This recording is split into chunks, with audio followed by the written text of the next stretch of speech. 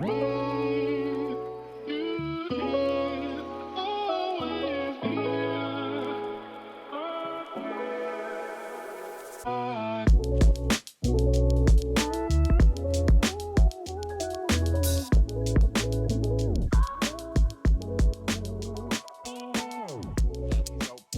allow me to introduce our first and hopefully not last guest to Noetic Nomads. He's a former international banker, school headmaster, a spiritual seeker and guide, someone who's helped me so much on my own journey, a husband, a father to many kids much older and younger than I am, and so many other aspects which I hope to get into today.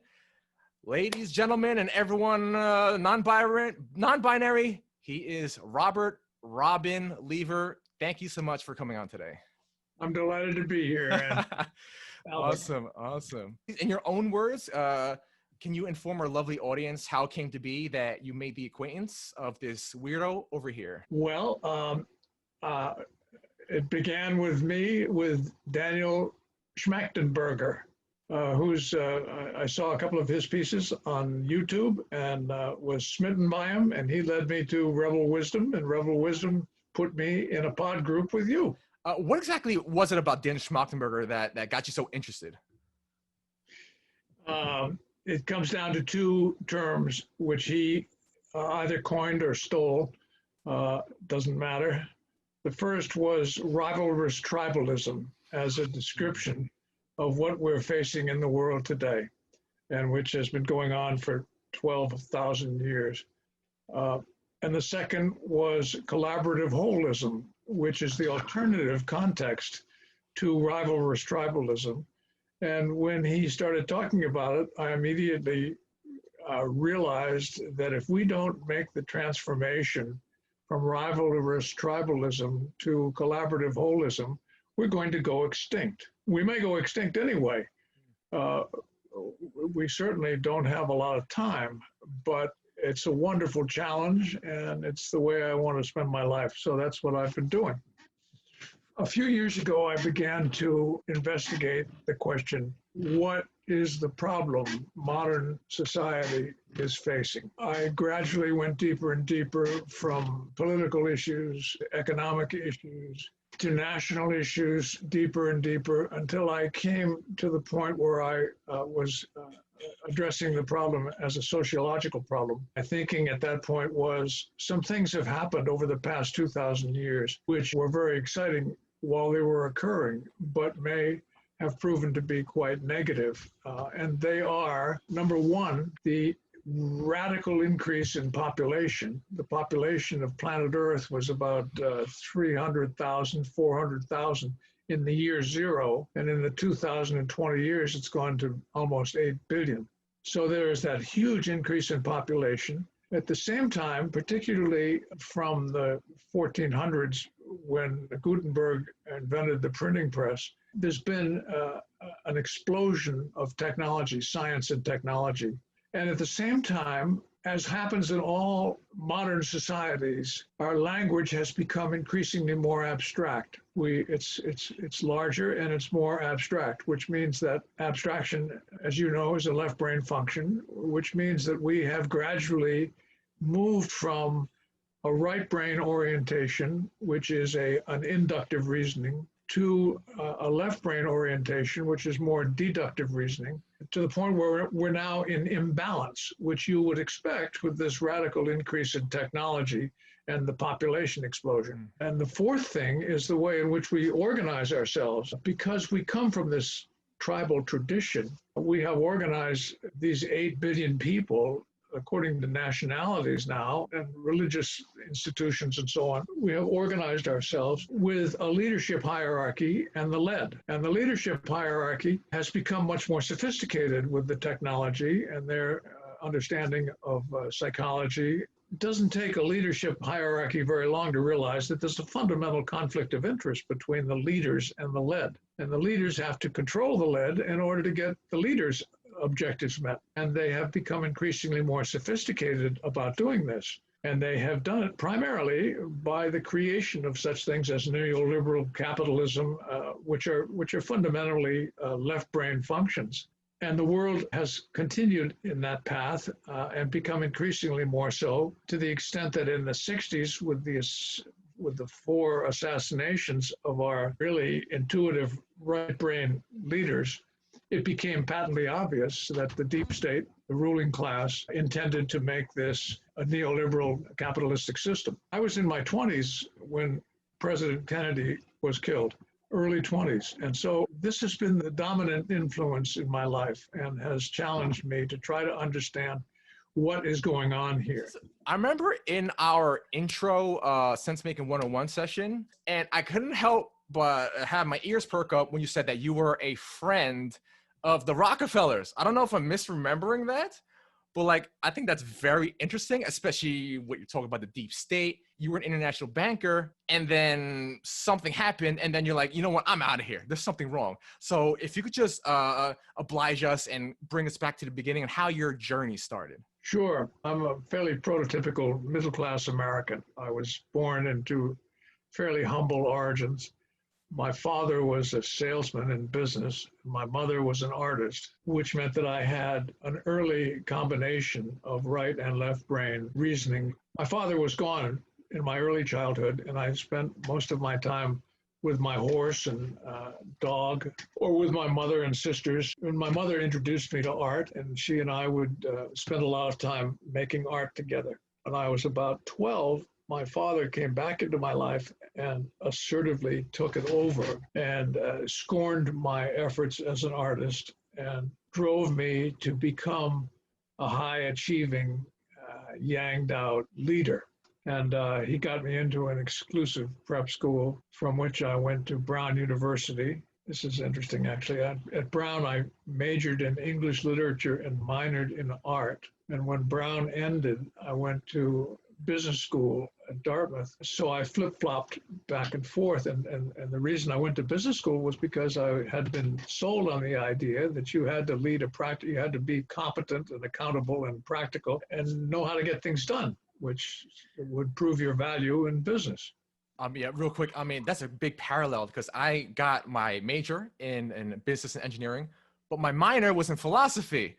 That's my love. Yeah, great, That's why, you know, and it's just like, oh, I got to get the practical stuff where I'm like, this is my love. Like, what, you know, can I cultivate this a little bit? So I completely get where you're getting from. Yeah, where you're coming from. Yeah, I know you do. I've noticed that about you, that we are kindred spirits in that. Well, so I went into business. The Rockefeller family had many members attend Dartmouth. And so Nelson Rockefeller's son, Rodman, interviewed at the Tuck School, the business school, and I was offered a job in the Rockefeller Company, the International Basic Economy Corporation. And I took the offer, delighted, and was sent to South America and had a wonderful time. And I spent short periods of time, short visits with Nelson Rockefeller, his son Rodman, and subsequently with Laurance Rockefeller. When I became a secondary school headmaster in Woodstock, Vermont, he lived there and he was a donor to our school. And so I knew all three of them a little bit, Rodman probably better than the other two, but I knew them well enough to know that they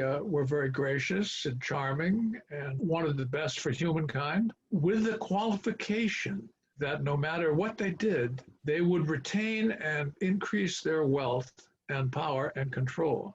This was the first time I heard about the New World Order, about one world government, which they talked about as inevitable. And they talked about population control as inevitable, but in the nicest ways. Those of us who were not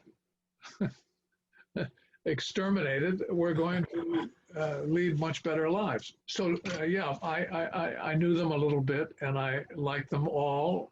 They were unfailingly fun to hang out with. I left IBEC because I was in South America. I discovered that Nelson Rockefeller, who had been Undersecretary of State for Latin America, was committing, my company was set up to help develop the economies of the countries in South America and around the world, underdeveloped countries, by such things as chicken farming, supermarkets, mutual funds, get the money out of the mattresses and into the economy, those kinds of things. But at the same time that we were working in IBEC to do that, Nelson Rockefeller was committing genocide in the Amazon Valley in order to get the oil out. under Standard Oil. When I realized what I was dealing with, I left them. And through a strange set of circumstances, I became an international banker for the Bank of Boston, which was a wonderful institution. And I did that for a while. I was a sort of a poor man's economic hitman, if you know that term. That's exactly what I was going to ask you about, like the John Perkins. Like, you're that guy?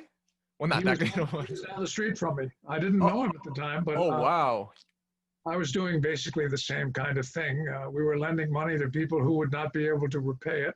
Then we were selling the loans to the federal government, and they were foreclosing and taking the asset or cutting deals that suited our government, our foreign policy.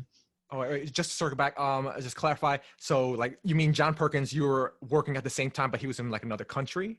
No, he was down the street. He was also literally down the street.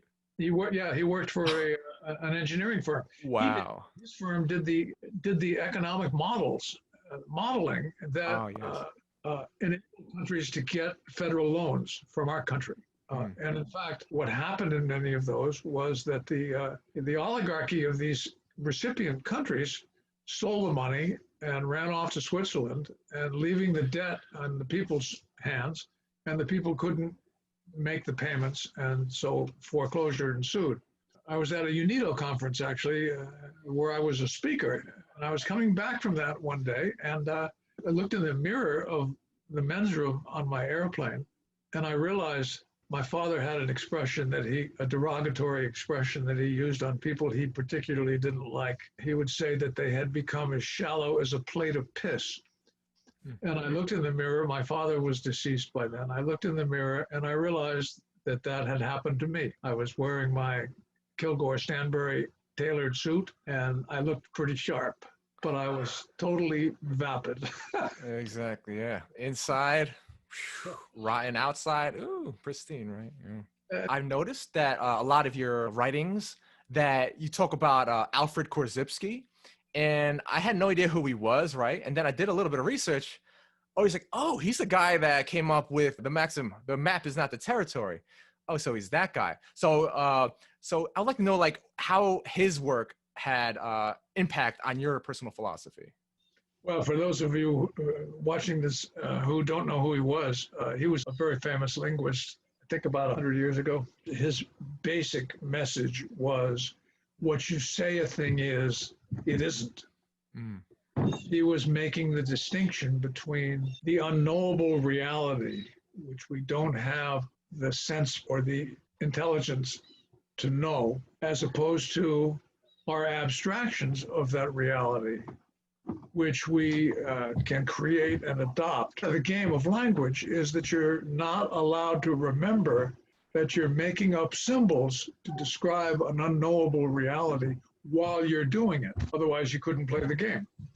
And so we pretend that our symbols are the real thing. And our symbols, being abstractions, are very limited. Not only do they not describe the real thing, but they're subject to manipulation by those who take greater control over your consciousness and want to direct you in one way or another. The thing that got me about Korzybski was he told a story about, he went into his lecture hall one day, told his class that he had been given a box of cookies, homemade cookies. And he handed them out and people ate them. And then he explained that they weren't, in fact, they were not cookies, they were dog biscuits. And that was his way of pointing out that, what you believe is your truth. I'm reading a book on marketing right now. And like one of the examples is like, they gave a bunch of hoity-toity people, right? Pate and dog food. They told them both it was pate. They could not distinguish what was pate and what was dog food, which just shows how, like, it's ridiculous. Like, people they just buy into the concept, and this makes our consumer society, like, it makes it what it is, because we're just told we're supposed to like this. Oh, I like this. It's like, without any thought of what truly it is, if there is such a thing. We are reacting to the way we've been taught, the way countless generations for 15,000 years since the beginning of the agricultural revolution have been acculturated. I don't know whether you know E.O. Wilson, world famous biologist. He's very clear that tribalism is going to do us in unless we do it in. And tribalism, he also points out, this is fascinating, element of tribalism. He said there are three things, or three components to tribalism. The first is you have to subscribe to the origination myth. Now you think about this country and the myth. These founding fathers were determined to set up the perfect democracy. I mean, you know, it's crazy. Yeah. Except for the fact that black people had to be slaves or exterminated, and women couldn't vote. The only people who could vote were white male property owners. Otherwise, it was a nice little democracy. So the first thing was that you had to buy, if you were going to be a member of a tribe, you had to buy the origination myth. The second was that you had to acquiesce to tribal authority, which means you had to subordinate yourself as the lead to the whims of the leadership hierarchy. And the third was that you had to discriminate against outsiders. These are the three elements of tribalism that are driving us to extinction. And why we're not waking up and understanding that. This is not rocket science, but some of us are. And so it's so exciting to be part of that group. And I applaud this effort that you're making, because I think fundamentally, since you invited me on your show, I'm assuming that you're really interested in this overriding issue of transforming civilization into something that's habitable. Yeah, you're damn right. Yes. And how old are you, 25? Robin, did you forget? I actually just had my birthday. You're close. You're off by 11 years. Remember that? Yeah, I know. I don't look, I'm Asian. What do you expect? Sorry. Yeah. Well, you're young enough so that... yeah, my soul is... I still have the soul of a 15-year-old. 40 or 50 years to live with the mess we've created. Yeah. I have children from 60 to 16. I'm really wanting to at least model engagement in the effort to fix this shit show for my children. Whether we succeed or not, it's a great way to spend my life. Exactly. You gotta at least try. That's it. I mean, I love that so much. People of my generation are utterly appalled at the loss of general competence. Most people can't change the tire on their car, much less the oil. And the reason is because there has been so much emphasis placed on indirect experience. And now with these devices, I'm really frightened to see how little these kids experience. Older people, we were outside all day long, every day after school, rain or shine. I had a campsite up in the woods, and would go there with my dog and pony and have a fire. And none of that is going on today. This loss of direct experience and competence makes people more vulnerable to the bullshit they're being fed as part of their acculturation. So you've got the combination of those things. So one of the things that has to happen is you have to stop people. One of the things that I teach, and it will be part of 10 syllables, is what is this person saying? What do they mean by it? And what am I going to do about it? You got to stop, look, and listen, and challenge yourself to submit to that discipline before your response, as part of your interpretation and before your response. The leadership hierarchy learned a little bit about psychology and a great deal about mass communication technology, and have decided that they're going to manage us completely. I just ran across a book the other day about the CIA's involvement in the publishing business. They are everywhere, and you don't know which books they've financed and which books they've kept out of print. They're equally pervasive in Hollywood. Now, this thing that's going on in Hollywood is a really interesting symptom of the extent to which we have devolved. This pederasty issue. Oh my God. Preach, Robin, preach. You know, I don't want to talk about pederasty per se, but I want to point out that it's probably one of the most heinous crimes in a society, any society that allows its children to be treated as the way as our society allows our children to be treated. And I'm not just talking about pederasty, I'm talking about education too. You know, Betsy DeVos is not wanting to educate integrated people. the whole system is trying to avoid that. I mean, think, for example, about any school you've ever, or college, any school or college you've ever heard of who taught self-understanding and personal integration. None. Exactly. They teach skills to be a Right. cog in the machine. They don't tell you to be autonomous and think. So we have this glaring symptom of the underlying decay in our society in pederasty, and yet they cannot solve any of the crimes. We know nothing about Epstein and Yep. who flew on his plane. We don't even know where his money came from or what the circumstances were. We know nothing of it. I read somewhere that 80 children were discovered a week or so ago. 80 children 80. who had been picked up. Something like 500,000 children disappear in this country every year. And we have not chosen to solve that problem.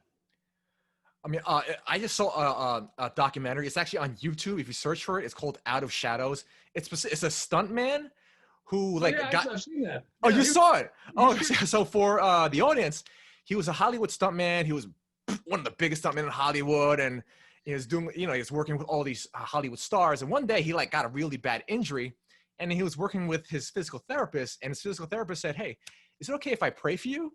And the stuntman was like, "Okay, fine, whatever. I'm not into that, but go ahead."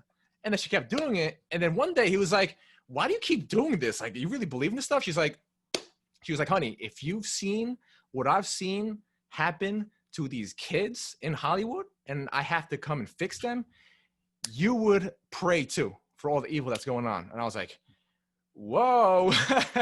So yeah, we've heard, I'm sure anyone who's dug into this at all, they've heard about these pedophile Hollywood stuff, but with this Epstein stuff, it's getting super real. And it's just like, man, it's just nuts. One of the things that really was profound for me, and that at first I was like, what is Rodman talking about? How your definition of love, and your definition of love, hopefully I'm not bastardizing it, is unbiased listening. And I didn't get that at first, right? And I was like, love is listening? But then as we did the course, and then as I listened to you, and I was open to you, and you listened to me, and I even cried on cam, which is embarrassing, but it's really important for me. Even more, possibly importantly, which goes to what you're saying before, that I was able to listen to myself. Because I said, my goal going into the course was I want to find out who I am and what I really want. And I was and by listening to myself, this unbiased listening, this love of myself, I was able to tap into who I am. I was like, wow. And then I feel this healing. Yep. And then I feel this emergence of this capacity. And now I'm like, oh, now I know what I want. And I'm doing it right now. Hopefully it doesn't blow up tomorrow, but hopefully this is the start of something new. And thank you so much for that, Rodman. I just wanted to say. As you know, I've been involved in a number of miraculous healings. And what they have taught me is a couple of things. Number one, it's about energy. Healing is about energy, and not projected energy, but elicited energy. I can't heal a creature, but I can elicit the creature's energy, which will heal the creature. And the second thing is you can't do it on demand, because if you have that as your intention, that corrupts the effectiveness of the eliciting. What I've learned from those experiences is that we're all eliciting or projecting energy with other people and other creatures all the time. And so maybe we should be a little bit more intentional about listening instead of asserting all the time. We come from this tribalistic civilization is one that places the emphasis on asserting rather than listening. And if you look at other civilizations, the American Indians, for example, their whole culture was based on listening to nature and responding as they felt nature was telling them was appropriate. Whereas we are biased into trying to control nature, to assert control over nature. And so all of us are engaged in this transferal of energy both ways. But I don't think most people realize that they are healing other people when they listen to them. And if they can listen to them with an absence of bias, such that they don't continually interpret what they're hearing. They just listen to it. That is much more powerful, eliciting energy, and is much more healing. Whether it's your dog, your students, your wife, your children, this comes back to this question of stopping and asking yourself, what is this person saying? Why are they saying it? And what am I going to do about it? I mean, you do that 3 or 4 times. Really, it doesn't take that long.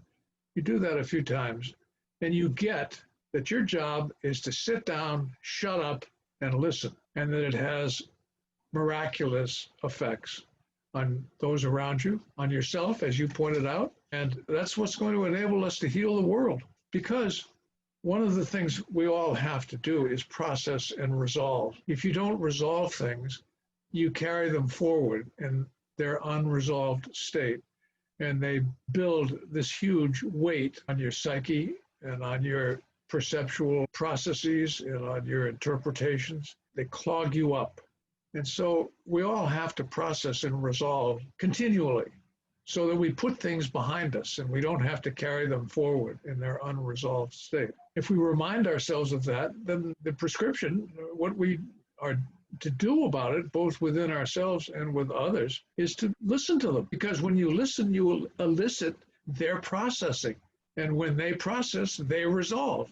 Whether it's in the conventional therapeutic, psychotherapeutic relationship or with the Acadia flycatcher in Maine. That's how it works. And that, again, is the opposite of our bias in modern society. You know, how much have we listened to Gaia, to Mother Earth? We refuse to listen. How much are we listening to the children in our society? We are refusing to listen. Did you want me to make an observation or ask you a question? Just whatever you feel is alive for you. What fulfills you? What fulfills me? Right now, talking to you. Right now, in general. In general. What fulfills me? I want to create a world where no one has to suffer. Like, that's basically what it is. I mean, like, I'm almost an extremist in that case. Like, I'm like, in the past, I've been like an anti-natalist. How do we get rid of suffering? Oh, make sure there is nothing that can't suffer.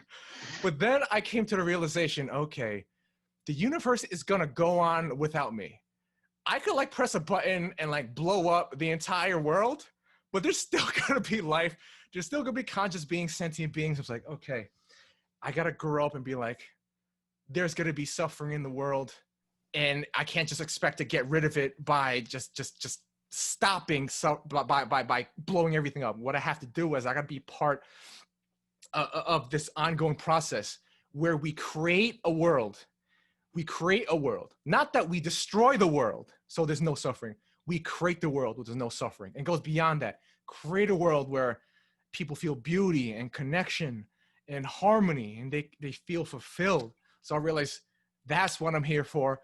I have no idea if it's gonna happen. I have no idea if anything's gonna happen. I could be hit by a bus tomorrow, but as long as I'm here, I'm gonna try, and I'm willing to make a fool out of myself in the process. So that is what fulfills me. Yes. Awesome. Thank you so much, Rodman. Amazing. So do you have any final thoughts or anything you'd like to say to the audience? I would only say to your previous comment, I have come to understand with the Hindus that the universe doesn't care what you do or I do. The universe is not interested in right and wrong. And that means that whatever you do, Albert, and whatever we do, we should do for the doing of it. As Gandhi said, attending to the means, not so much because of what we may achieve as how fulfilled we may become. And it is, ironically, through modeling that quality of fulfillment that we probably have the most profound effect on each other.